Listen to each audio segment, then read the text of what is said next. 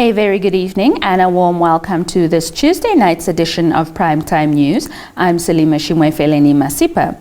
As always, if it's your first time joining us, please subscribe, hit the like button, and be sure to click on the notifications bell to stay up to date with the latest happenings locally and globally. We commence this evening's bulletin with the COVID-19 response 41st public briefing from State House, where President Dr. Hage Geingob this morning delivered the latest status on the pandemic. Key within the update is that the wearing of masks is no longer mandatory except in indoor spaces. Linnea Dishena was at the briefing and compiled this report. 1. Wearing of masks in public places is no longer mandatory. Wearing of masks in public places is no longer mandatory. However, people who are in closed settings, such as public transport, indoor public meetings, are encouraged to wear masks. The difference, not mandatory, but you must wear it. Physical distance of no less than 1 meter must be maintained between persons at all times. At all times. 2, with regards to the size of public gatherings, for the next dispensation, the size of public gatherings will be adjusted from 500 to 1,000 people. This will be applicable to all social gatherings as defined in the regulations, including weddings, funerals, church services, and sporting events. 3, fully vaccinated travelers are no longer required to produce a negative PCR test results upon arrival at Namibian points of entry, but are instead required to present an authentic, valid vaccination card at point of entry. Fellow Namibians, a reprieve does not mean the end of the pandemic. Staying with the COVID-19 public briefing, Health and Social Services Minister Dr. Kalumbi Shangula earlier today noted that people who refuse to be vaccinated are being unpatriotic. COVID-19 vaccination is one of the effective strategies for the reduction in COVID-19 severity and mortality. Through various social media platforms and organized vaccination campaigns, we continue to provide factual information to the public and educate them about the importance of getting vaccinated. The anti-vaccination groups are doing more damage than good to our society. They must desist from their unpatriotic and dangerous escapades. Their subversive actions have increased vaccine hesitancy among the Namibian population, placing more people at risk of contracting infection, developing COVID-19 related complications, and deaths. Our national vaccination statistics show that as at 14th of March 2022, a total of 446,587 persons have received 1 dose of COVID-19 vaccine. This translates into 25% of the eligible population of persons aged 12 years and above, which numbered 1,779,271 persons. Of these, 437,086 are persons aged 18 years and above, and 9,501 are children aged 12 to 17 years. Collectively, 377,752, or 21.2% eligible persons are fully vaccinated. President Dr. Hage Geingob has extended a congratulatory message to the Commonwealth community in celebration of Commonwealth Day. In a statement, Geingob noted that the values and principles of the Commonwealth Charter, to which Namibia continues to adhere, signal an important alignment of the country's shared goals, which are prosperity, democracy, and peace. The 2022 Commonwealth theme is Delivering a Common Future, connecting, innovating, transforming, which, according to the President, is in line with the Namibian vision of sharing skills as it builds together better within the Commonwealth in general and in Namibia in particular. The head of state noted that as a nation, Namibia recognizes the importance of connectivity, innovation and transformation as key elements to deliver on the country's future goals in line with the objectives of the Commonwealth.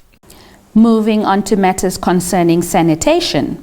The number of rural households with access to potable water within a radius of 2.5 kilometers has increased from the baseline of 91% in 2017-2018 to 96% in 2021-2022.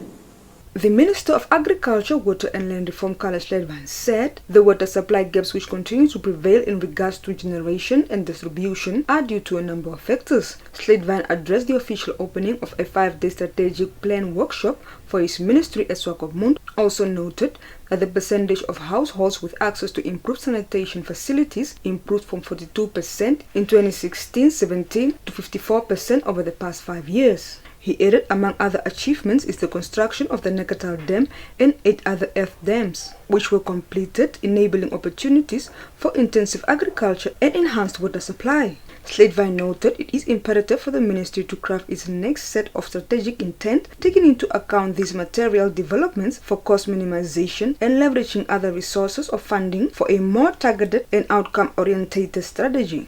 Your top roundup is up next.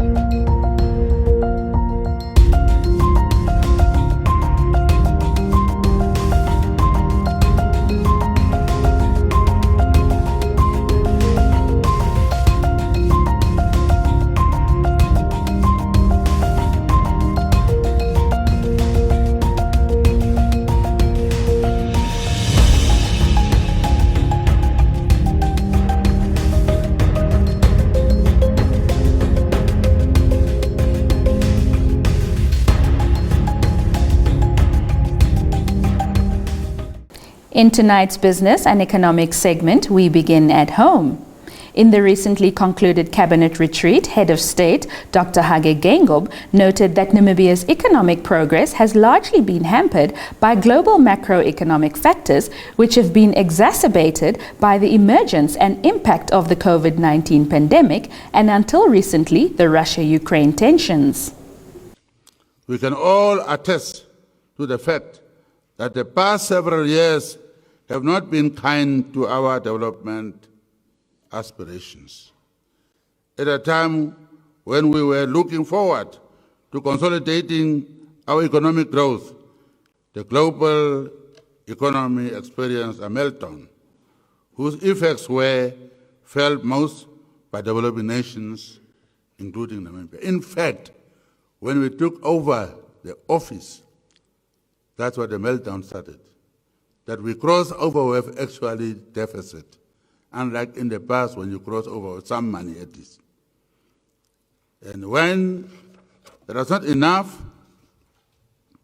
a period of relentless drought, severe drought, followed after that. You had the meltdown as we were coming to the office, and then followed by severe drought. And then, as we are navigating out of that, Comrade Kale was the man that time, let's give him credit. Then, all of a sudden, uninvited guest, independent, intervening variable, I keep on saying. What is that? COVID-19. Arrive on our shores to mount even greater pressure on our fragile economy.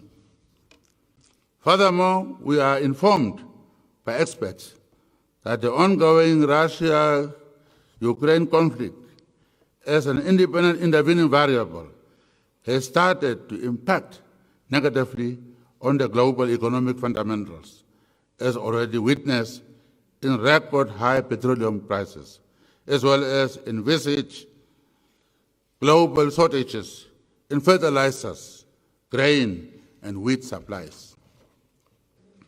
Despite these difficult circumstances, we have navigated the ship steadily. The Namibia Statistics Agency on Tuesday said annual inflation rate in February 2022 continued on an upward trend, increasing by 4.5% compared to 2.7% recorded in February 2021. Xinhua brings us this report. NSA Statistician General Alex Shumafeni said the main contributors to the annual inflation rate for February 2022 were transport with 1.8 percentage points, food and non-alcoholic beverages with 1.0 percentage points, alcoholic beverages and tobacco, furnishing, household equipment, and routine maintenance of the house each contributed 0.5 percentage points. Housing, water, electricity, gas, and other fuels contributed 0.3 percentage points, while recreation and culture, education and hotels, cafes and restaurants each contributed 0.1 percentage points. According to Shumafeni, on a monthly basis, the inflation rate stood at 0.2% compared to 1.1% recorded a month earlier. With the business and economics news, we've come to the end of tonight's top news segment. Stay tuned for the economics roundup, followed by the weather forecast.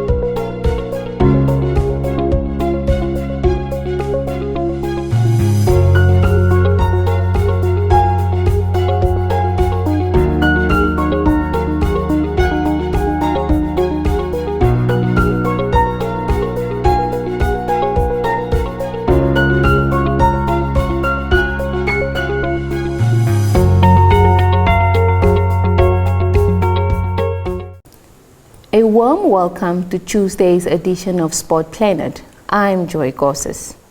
Cricket headlines the segment. Oman won the toss and elected to bat first, putting on a moderate score of 255 runs for 5 wickets in their allocated 50 overs, with Namibia easily posting 256 for 5 in their 50 overs. Oman would have thought they would beat Namibia for the second time during the tournament.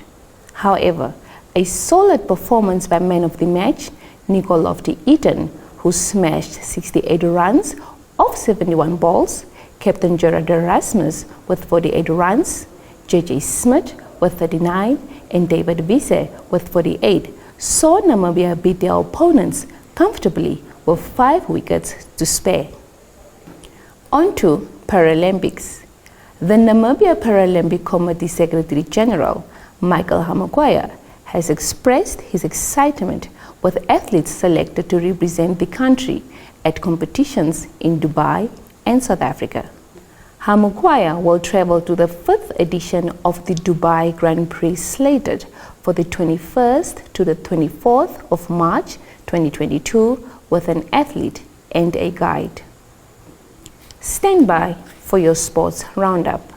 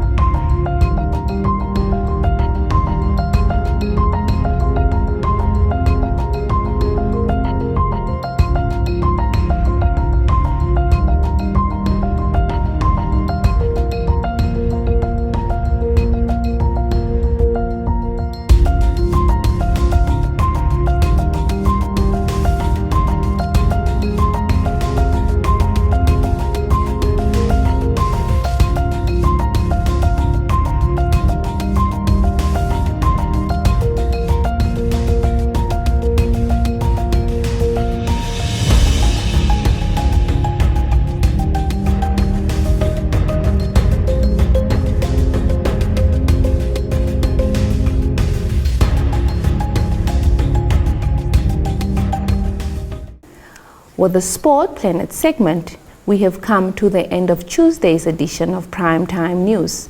Thanks for joining us. Another reminder that if you are new to this channel, please subscribe, like, share, and click on the notifications bell to stay posted on the latest happenings locally and globally. Feel free to add your comments in the comment section. Do catch us tomorrow for another edition of Primetime News. From myself, Joy Gorses, and the entire production crew, have a lovely evening.